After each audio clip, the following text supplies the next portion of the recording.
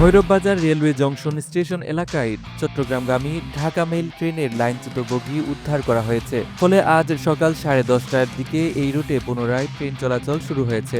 এর আগে মঙ্গলবার 27 জানুয়ারি ভোর 3:30টার দিকে স্টেশনের আউটার সিগন্যাল এলাকায় চট্টগ্রামগামী ঢাকা মেইল ট্রেনের একটি বগির 4টি চাকা লাইনচ্যুত হয়। এর ফলে ঢাকা সিলেট ও ঢাকা চট্টগ্রাম রুটে রেল যোগাযোগ বন্ধ হয়ে যায়। রেলওয়ে সূত্র জানায়, ভোর 3:30টার দিকে চট্টগ্রামগামী ঢাকা মেইল ট্রেনটি ভৈরব স্টেশনের 1 নম্বর লাইন থেকে 2 নম্বর লাইনে ক্রসিং করার সময় আউটার এলাকায় একটি বগির 2টি চাকা লাইনচ্যুত হয়ে যায়। এতে রেল লাইনটি সম্পূর্ণ ব্লক হয়ে পড়লে ওই রুট দিয়ে সব ধরনের ট্রেন চলাচল বন্ধ হয়ে যায়। খবর পেয়ে সকাল 7টার দিকে আখাউড়া থেকে একটি উদ্ধারকারী ট্রেন ঘটনাস্থলে পৌঁছে উদ্ধার কাজ শুরু করে। প্রায় 3.5 ঘন্টার প্রচেষ্টায় সকাল 10:30টার দিকে লাইনচ্যুত বগিটি উদ্ধার করা হলে রেল যোগাযোগ স্বাভাবিক হয়। এদিকে এই ঘটনার ফলে আন্তনগর কক্সবাজার এক্সপ্রেস, 11 সিন্দুর এক্সপ্রেস সহ বেশ কয়েকটি ট্রেন ভৈরববাজার রেলওয়ে জংশন স্টেশনে আটকা পড়ে।